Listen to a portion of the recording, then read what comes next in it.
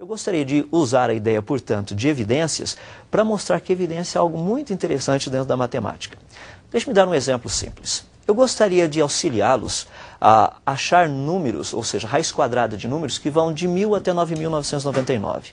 Raiz quadrada é um processo simples que nós já estamos habituados. Por exemplo, raiz quadrada de 100 é encontrar um número, 10 vezes 10 daria 100. Ou seja, qual seria, no caso, a raiz quadrada de 100? Número 10, é encontrar um número que multiplicado por ele dá aquele valor.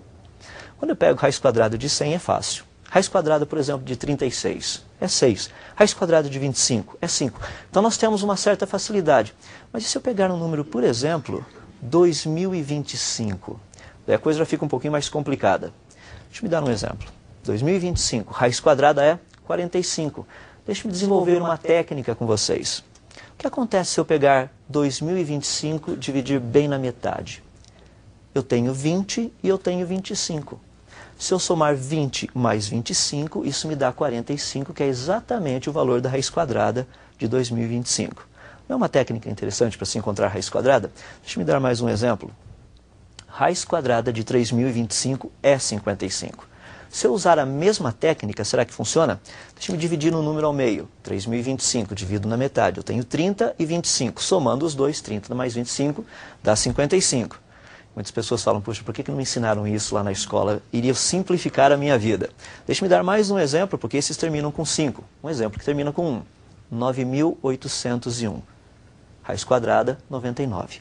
Se eu dividir bem ao meio, 98 mais 1, 99. Eu poderia até criar uma regra, dizendo que para encontrar a raiz quadrada de qualquer número de 4 algarismos, ou seja, de 1000 até 9.999, o que eu precisaria fazer? Dividir o número no meio, somar as duas metades. Fácil. O problema é que se eu fizesse isto, me levaria a uma conclusão errada. Você fala, peraí, mas você mostrou evidências, você mostrou que a coisa funciona. Mas isso nos levaria a uma conclusão totalmente errada. Deixa eu mostrar mais alguns exemplos. Raiz quadrada de 1089, por exemplo, é 33. Se eu dividir ao meio, 10 mais 89 me dá 99, totalmente diferente de 33. Se eu pegar a raiz quadrada de 2209, é 47. Se eu dividir ao meio, 22 mais 9, isso me dá 31. Também não funciona. Por exemplo, raiz quadrada de 6.000. Que não é um número inteiro. Você fala, não, peraí, o que aconteceu então? A resposta é simples. Essa metodologia apenas funciona para os 3 números que eu mostrei no exemplo anterior. Não funciona para mais nenhum outro. Ou seja, existe uma possibilidade de nós manipularmos a evidência. Deixa eu dar um exemplo prático. No ano passado, nós recebemos informação através do Fantástico, de outras revistas por aí, que o chimpanzé é irmão do ser humano. Como que foi feito isso? Foi feita uma análise de 97 genes do tipo beta-globine entre o material genético do chimpanzé e o material genético do ser humano. A conclusão que se chegou é que existe uma diferença de apenas 0,6%. 0,6% em genética já é uma distância considerável. Mas eles disseram que não tem muito problema, só 0,6% é pouca coisa. A pergunta é, quanto de material genético existe para ser comparado? De 30 a 40 mil genes. Foram comparados quantos? Apenas 97. Muitos cientistas creem que a maior parte do material genético é duplicado, ou seja, desses 30 a 40 mil, suponhamos que o número menor é o que existe, 30 mil. Vou considerar que todos sejam duplicados, então teria em média 15 mil genes sem serem duplicados. Se eu fizer uma pequena continha, a minha conta implicaria em o quê? Qual o percentual entre 97 e 15 mil? 97 de 15 mil é aproximadamente 0,65%. 0,65% de todo o material genético disponível, quando comparado, me dá uma diferença de 0,6%. Se eu comparar os 100%, qual seria a diferença? 92,3%. A pergunta é, parecido com o quê? Apenas uma parte da evidência nos foi mostrada, não a evidência toda. Uma parte apenas pode me levar a uma conclusão totalmente errada. Isso entra em várias formulações, principalmente na área de teorias, porque daí a gente começa a desenvolver teoria. Deixa-me dar uma teoria fascinante, que é a teoria do bolo de chocolate. É uma teoria extremamente deliciosa de ser elaborada e trabalhada. Funciona mais ou menos assim.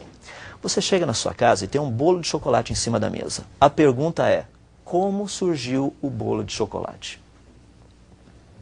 Duas possibilidades. A primeira possibilidade, uma teoria, seria a seguinte. Alguém que sabe fazer bolos de chocolate foi lá na despensa, pegou os ingredientes, misturou os ingredientes na ordem certa, na quantidade certa, colocou todo esse material dentro de um recipiente, depois de colocado ali, misturou apropriadamente, colocou dentro de uma forma, levou ao forno, deixou por um certo tempo. A hora que estava cozido, pronto, retirou de lá, viu que era bom, colocou em cima da mesa. É uma teoria de como surgiu o bolo de chocolate. Deixa-me dar a segunda teoria, porque essa é uma teoria muito básica, muitas pessoas dizem que ela é muito elementar, muito singela, muito simples. A segunda teoria seria algo mais ou menos assim. Um caminhão de supermercados estava fazendo entregas. Ao passar perto da sua casa, ele foi fechado por uma criança, talvez que atravessou a rua, qualquer coisa assim. O motorista tentou parar o caminhão e, para não atropelar a criança, ele desviou, mas ele perdeu o controle do caminhão. E o caminhão começou a capotar ali pertinho da sua casa. À medida que o caminhão capotava, lá atrás, os sacos de farinha se romperam, aquelas caixinhas com ovos se abriram e ovos voando lá atrás para todos os lados, latinhas de chocolate, o achocolatado também se abriram, pacotinhos de leite, todo esse negócio foi uma confusão lá atrás. E também havia um pequeno cantil na parede lá dentro do caminhão, cantil que o pessoal guardava para beber água.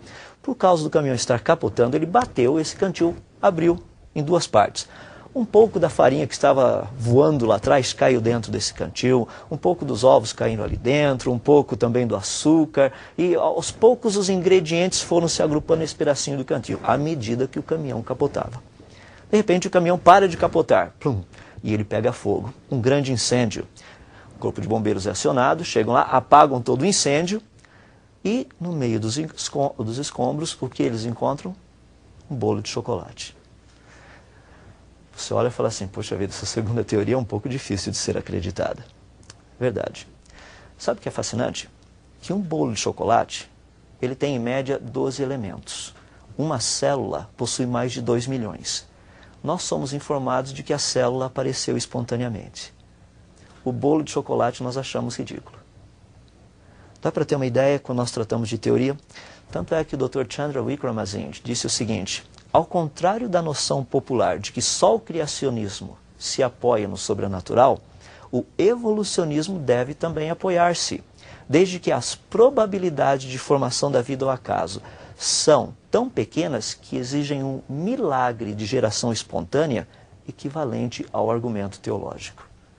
Não é fascinante? Chandra Wickramasinghe, ele não é criacionista e não é também literalmente um crente, ou seja, ele é um ateu.